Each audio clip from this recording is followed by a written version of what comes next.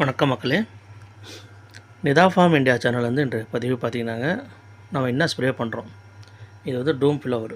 இது 2.5 ml வந்து பார்த்திங்கன்னா 1 லிட்டருக்கு. இது வந்து பூ வந்து நல்லா சிறப்பாக எடுத்து கொடுக்க இது வந்து பயனுள்ளதாக இருக்கும். அதேமாதிரி வந்து பார்த்திங்கன்னா அடுத்தது வந்து பார்த்திங்கன்னா டபுள்.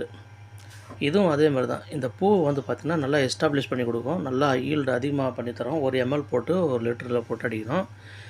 பூவெலாம் நல்லா குண்டு குண்டாக நல்லா வெள்ளை கலரில் வரும். இது வந்து நல்லா ஒரு எஃபெக்டிவாக இருக்கும் டபுளுங்கிறது. அதுக்கு அடுத்தாப்பில் வந்து பார்த்திங்கன்னா இசாபின் வந்து பார்த்திங்கன்னா இது வந்து சிறப்பான மருந்து.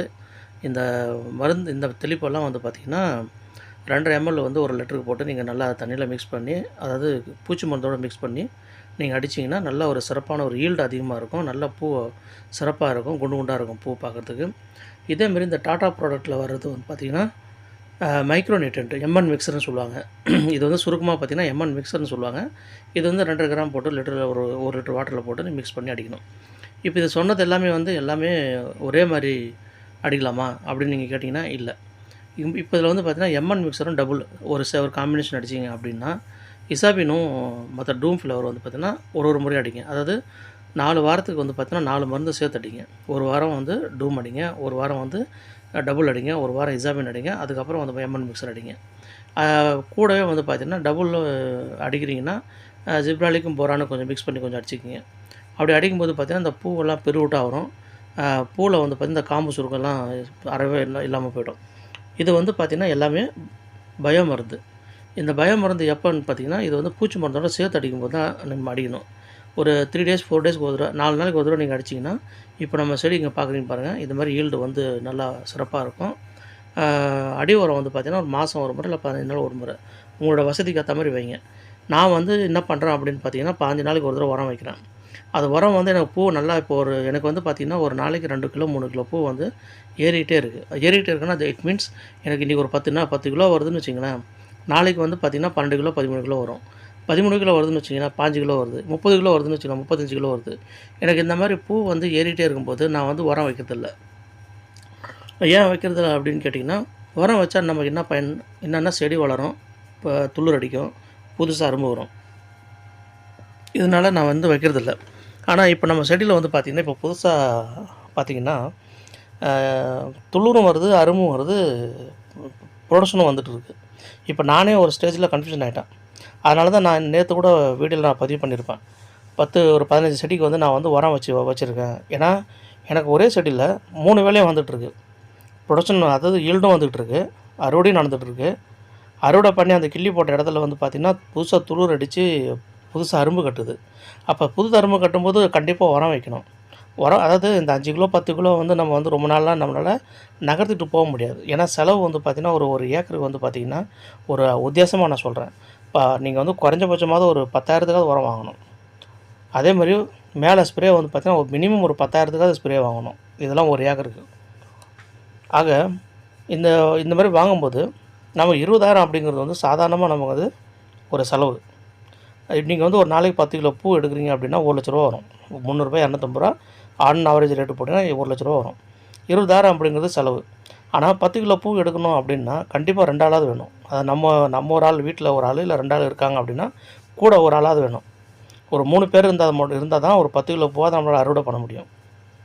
ஆக வீட்டில் இருக்கிற 3 பேர் இருந்திங்கன்னா கொள்ள லாபம்.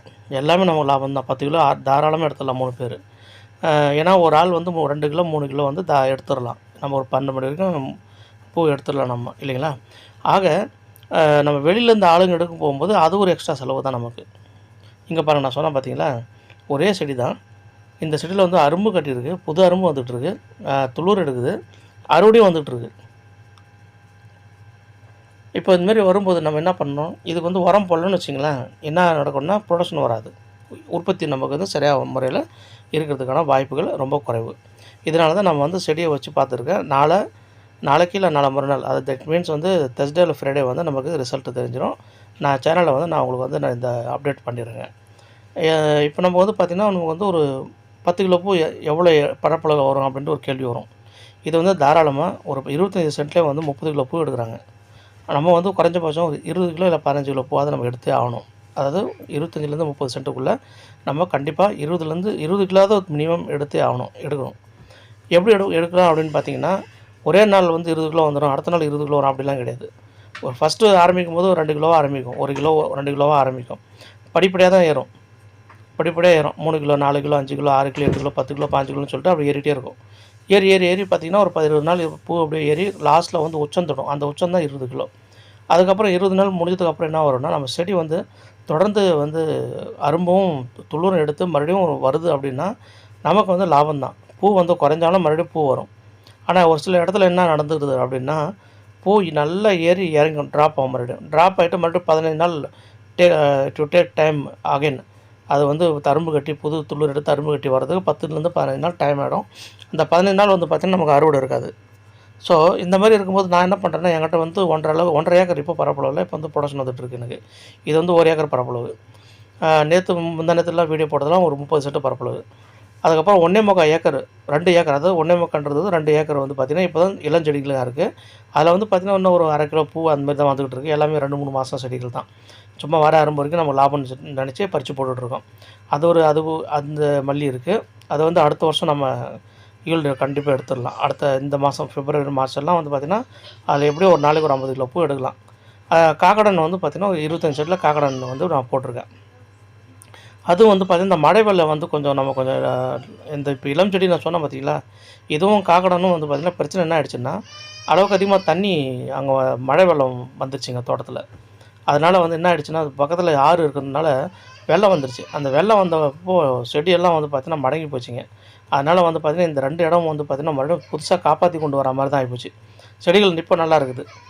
ஸோ நான் இந்த மாதிரி ஒரு 3 ஏக்கர் பரப்பளவில் மல்லி இருக்குது, எனக்கு எவ்வளோ ஹார்வெஸ்டிங் வரும் அப்படின்னு பார்த்தீங்கன்னா, குறைஞ்சபட்சம் ஒரு நாளைக்கு 100 கிலோ எடுக்கணும் நான்.